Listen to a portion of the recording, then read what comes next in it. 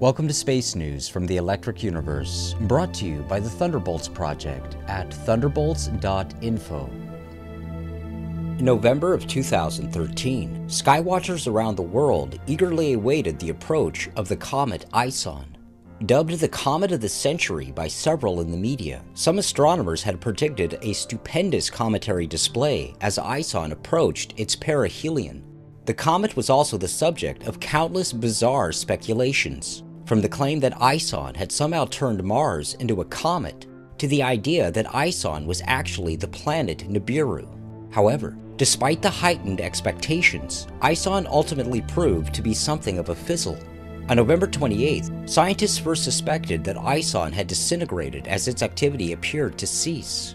But as the comet moved away from the sun, it appeared to flare up before disappearing. Today, astronomers are uncertain as to whether the comet has fully disintegrated, or if inactive fragments may have survived. But several unanswered questions remain about Comet ISON, beginning with astronomers' early overestimation of the size of the comet nucleus. NASA's official timeline of Comet ISON's journey states, NASA's Hubble Space Telescope observed ISON at 386 million miles away from the Sun on April 10th. Preliminary Hubble observations provided surprising results. The nucleus of the comet appeared to be no larger than 3 to 4 miles across. Since the comet was so bright and so active, scientists had assumed the nucleus was larger. However, the estimated size of the nucleus was later downgraded to less than 1 mile.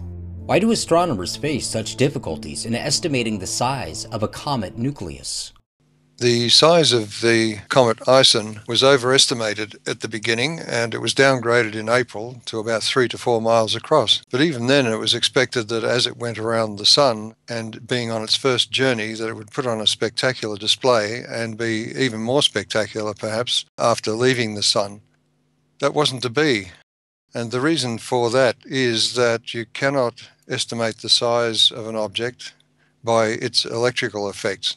ISON shone so brilliantly while it was still located around the orbit of Jupiter, and researchers theorized that the comet brightness meant that it was a rather huge comet. Also, at the time, Hubble observed a gaseous and dusty coma that surrounded the solid body of the nucleus, measured over 3,000 miles in diameter.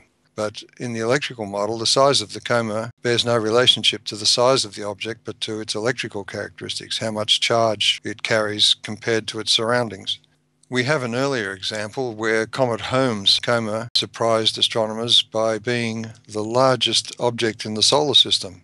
When Comet ISON travelled closest to the Sun, it fizzled out, and in fact it was thought for a while that it had disappeared completely. So the question is, how do you take a half-mile wide comet and turn it into nothing? Well, the answer is that the comet display is an electrical phenomenon, so the body itself can remain intact but not put on such a display. I think this is what happened in the case of Comet ISON. In fact, the tail afterwards, when it did reappear, was faint and appeared more like a dusty tail rather than the normal electrical tail. That could have been due mainly to the intense heating of the surface materials. So it's probably one time when the standard model of comets actually was applicable. While most astronomers predicted a great display from ISON at its perihelion, the predictions of one astronomer who has studied the light signatures of several comets proved to be the most accurate.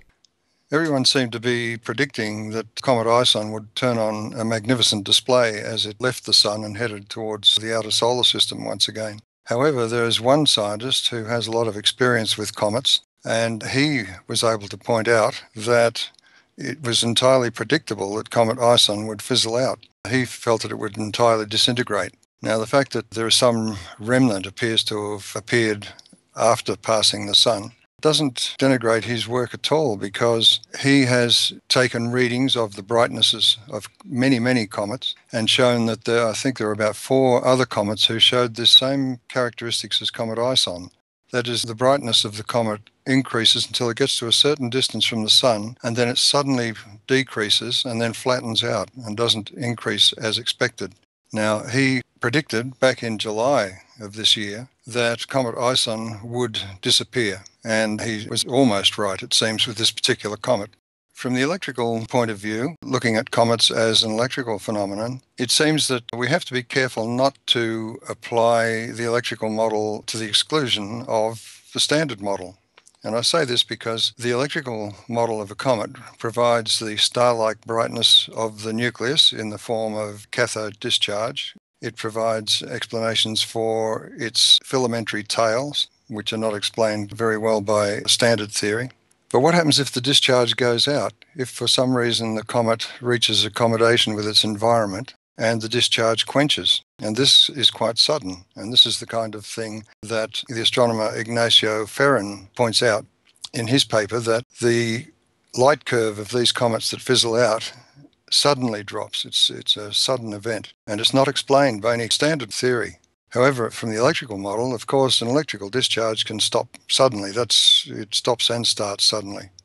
Ignacio Ferrin points out that the very sharp discontinuity in brightness of the comet as it approaches the orbit of the Earth and closer to the Sun implies that it's not an outburst, a cometary outburst. And he says there is some fundamental physical process that goes on here that we do not understand. And I would suggest that that physical process is the quenching of prior electric discharges. So it appears that in the case of Comet ISON, it was already beginning to sputter. The discharge was beginning to sputter before it reached its orbit close to the Sun. And when it went around the Sun, it brightened up, of course.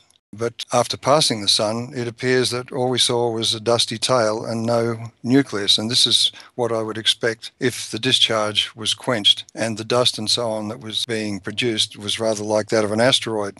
Recent asteroids have shown a dusty tail as they passed around the Sun.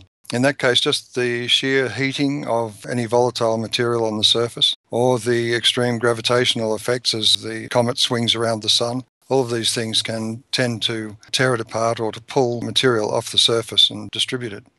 Referring to Professor Ferrin's statement that the complexity of the change in brightness of Comet ISON and others like it is unexplained, it should also be looked at from the electrical comet model from the point of view of the change in nature of the surface of the comet as it gets very close to the Sun.